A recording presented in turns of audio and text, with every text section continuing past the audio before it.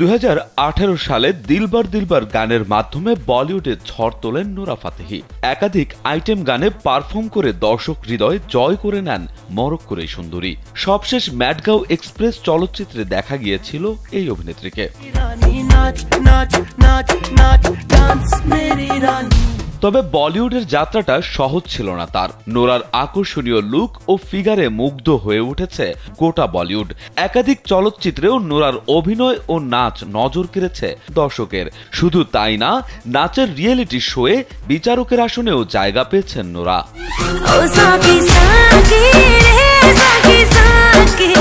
কিন্তু মুম্বাই শহরে এসে ক্যারিয়ার গড়ার পথ সহজ ছিল না এই অভিনেত্রীর। স্যান্ডেলিনা সো রূপচর্চায় আভিজাত্য। কানাডা থেকে মুম্বাই এসে নিজের ভিত তৈরি করতে বেশ কাঠখড় পোড়াতে হয়েছিল নোরাকে। প্রায় নিজের অতীত তিক্ততার কথা শেয়ার করেন এই অভিনেত্রী।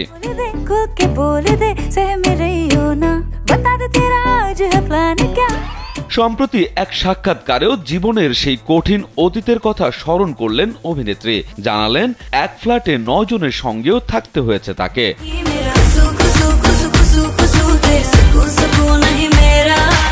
নোরা বলেন, পকেটে মাত্র 5,000 টাকা নিয়ে ভারতে এসেছিলাম আমি। ভারতে এসে একটি 3 কামরার ফ্ল্যাটে উঠেছিলাম। 3 কামরার সেই ফ্ল্যাটে 9 জন মানসিকভাবে অসুস্থ মানুষের সঙ্গে থাকতাম আমি। আমার ঘরে আরো 2টি মেয়ে থাকতো। সে সময় ভাবতাম, আমি কোথায় এসে পড়লাম। এখনো ভাবলে ভয় লাগে।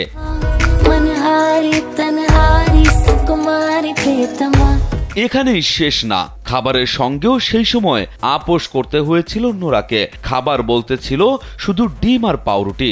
যার রোজগার হতো তার অধিকাংশই দিয়ে দিতে হতো তার ট্যালেন্ট এজেন্সিকে। নোরার ভাষ্য, খুব কঠিন সময় ছিল সেটা। এই লড়াইও খুব কষ্টের ছিল।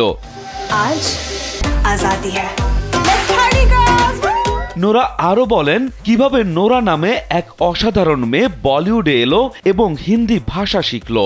সব বাধা অতিক্রম করে তা নিয়ে তথ্যচিত্র বানাতে চায়। তাকে লোকে বলেছিল সে কিছুই করতে পারবে না, কিন্তু সবাইকে মিথ্যা প্রমাণ করে আজ সে বিশ্বের পরিচিত তারকা। এটাই আমার গল্প। সত্যি তথ্যচিত্র বানানোর মতো কাহিনী এটি। বিনোদন ডেস্ক, কালবেলা।